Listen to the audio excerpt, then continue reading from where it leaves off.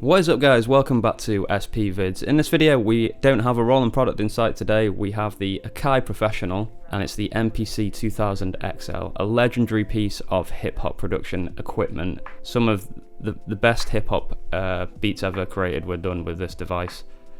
So I really want to start putting some time into teaching you guys how to use this. I'm sure there's loads of people out there that have picked these up recently and probably scratching their heads trying to work them out. And I'm sure there's people that have owned these for years and will be interested in seeing the sort of content that I create around it. So really excited to get kick-started with tips for the 2000 XL. In this one I'm going to go through how I sequence drums on the 2000 XL. Now I'm not necessarily saying this is the exact correct way to do it. Everyone's got their own workflows and that's completely cool. You should definitely strive to find your own workflows that work best for you. But I thought it would be useful to show my way of doing it, and then you guys might get some tips or ideas. Yeah, or maybe you're brand new to an MPC and you don't know how to program drums at all, so this will show you how to do it. So I've used one of the floppy disks that I got with my MPC. Yeah, I got a load of floppy disks with it which had drum sounds loaded into them, which is really cool actually, because it was a great starting point for me. And I can't remember which one's actually in there at the moment, but these are the sounds that I've got.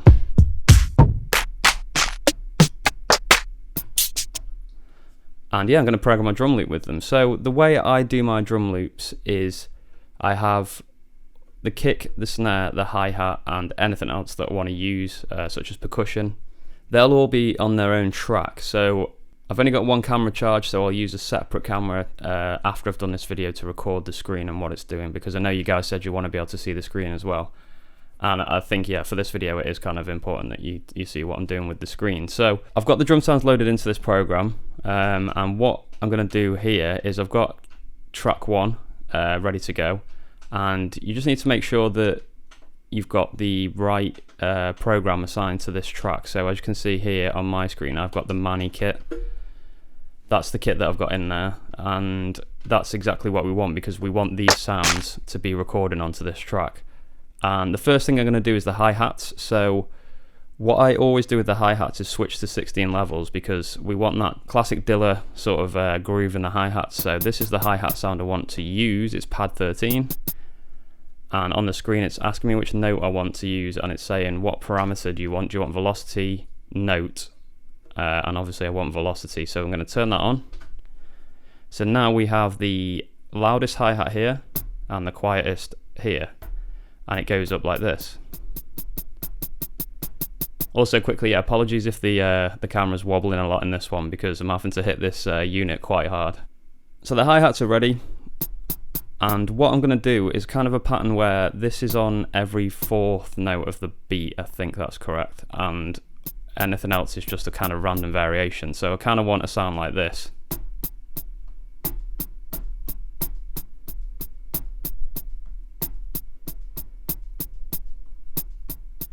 So that loudest note is always going to be the sort of accent, and then we're going to just have filler ones in between. So let's go ahead and record this in. I'm going to need a metronome for the first track, obviously, because I need some sort of guide. I've set it to 88 because that is pretty much the most classic hip hop BPM you can have. And timing wise, I think I only need 8 for this, so 1/8, because it's going to be every 8th note that I'm hitting the hi-hat. So yeah, I am quantizing this. Again, it's up to you. You don't have to quantize if you don't want to. If you want to get more of that loose feel in there, turn quantize off and spend the time getting the loop right. But for the example on here, I'm going to use quantize. So I'm ready to go now, so I just need to hit record and play at the same time. I'll get a count in, and then I can start recording this 4-bar beat. So yeah, that's another thing to note. I've also set this to 4 bars as well. And yeah, also forgot to mention that I always tend to do hi-hats on track 1, snare on track 2, kicks on track 3. That's just a personal workflow thing that I always do, but it's up to you guys which way you want to do it. So I've made sure this is on track 1, and now I'm going to go ahead and record that. I'm just going to double check that we've got the hi-hats. Yep, we've got them ready. So let's go ahead and make sure that counts on, timing's on 1/8, and let's do it.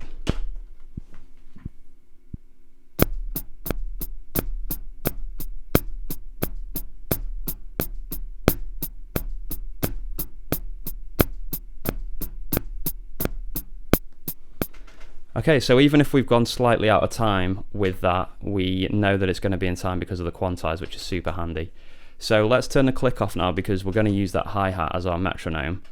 And we're going to still use Quantize, but that can be our guide now. So let's go ahead and listen to that and make sure that it sounds okay.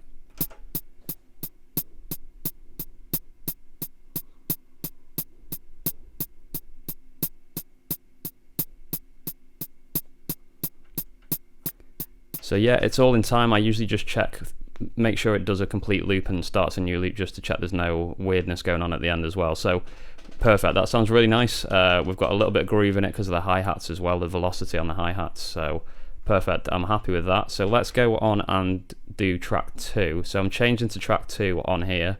And what I'm going to do is stay on the same program. We also want to make sure it still says Manny at the bottom here because we want to be using sounds from this, still from this program. And importantly now we need to take 16 levels off. We don't need that anymore. We're going to choose a snare sound. And I really like this one. There's a nice solid hit to it.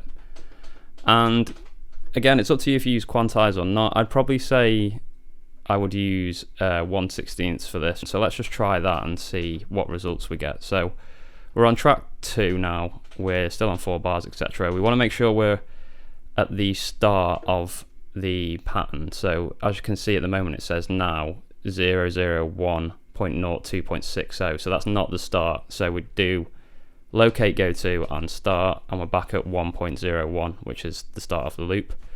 And we're going to record and play again, and we're on track 2. Yep, so it's all good to go. Okay, we didn't have a count in there because I didn't have count on, so we're going to have to wait for it to come around, which is fine.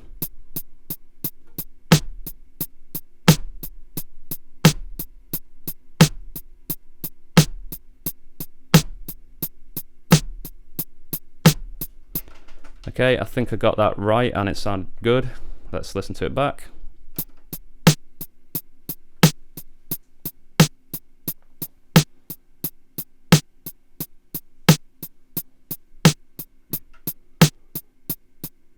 Yeah, that's sounding really good. So we've got those down, nailed now. Let's get to another track so you're kind of getting the idea now. And we're going to do this kick. Now, with the kick, it's really up to you guys as well. You could use the 16 levels to get ghost notes in. You could do different tracks for your ghost notes if you wanted to get that more dynamic feeling. Or you could just do full volume. It's completely up to you and how much sort of flavor you want to get into your drums. So I think for this one, just because it's an example, I'll just use straight full level on this kick, and then I'll probably do another video about dynamics in drum loops, just because there's quite a lot of stuff that I'd like to cover. So for this one, I'm just going to do a full level on this kick, and I'm going to change it to 132 on the timing, just because there's going to be a lot faster notes in this. So the quantization is on 132, and yet we're at the start of the loop because I've checked at the top right corner of the screen. And let's go ahead and record some drum loops. For this one, I'm going to put the count on because there's going to be a kick on the first beat and I don't want to miss that beat. So yeah, the count's back on for this one.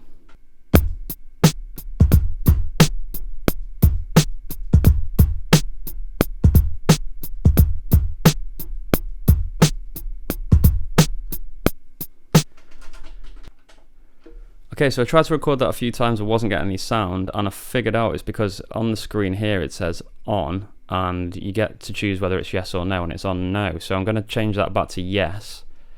I'm not sure how that's happened, but that's something to look out for if your sounds aren't coming out.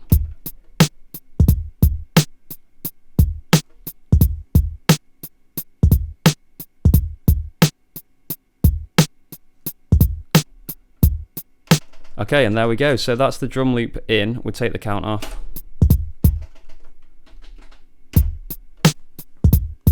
And that's all in time at 88 beats per minute.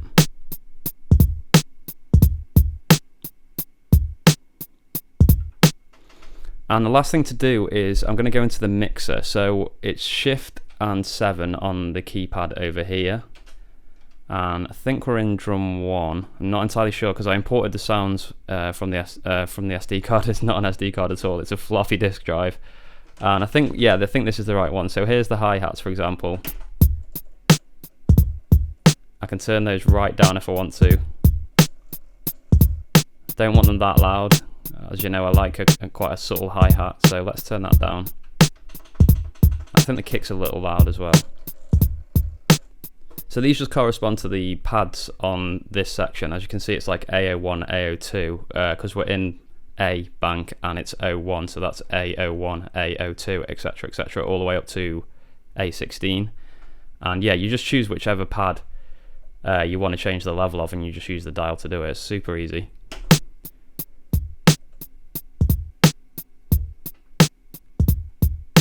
I think the snare is on 9 if we wanted to change that.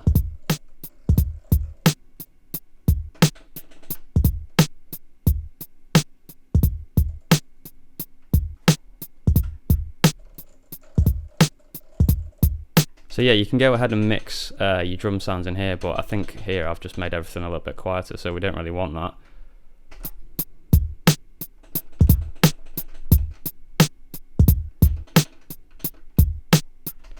So I just really wanted to show you how I go about sequencing my drums. That's how I do it. There's more stuff that I do with my kicks, but I'll save that for another video and do all about like velocities in a bit more detail. That's using the Quantize as well. As I said, it's really up to you guys what workflow you want to use. If you don't like using Quantize, absolutely understandable. If you're confident enough to get those loops in time without Quantize, definitely go ahead and do that, because you'll get way more feel into your beats.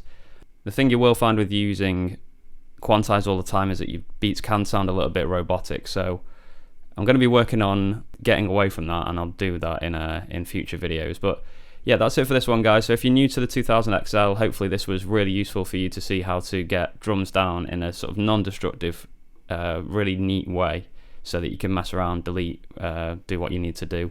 And then obviously you can just go ahead and sample and put those over the top of those loops. So yeah, like I said, I hope you found this useful. If you want to see more MPC videos, please let me know in the comments below. And if you do have any questions or comments like usual, just feel free to ask me below.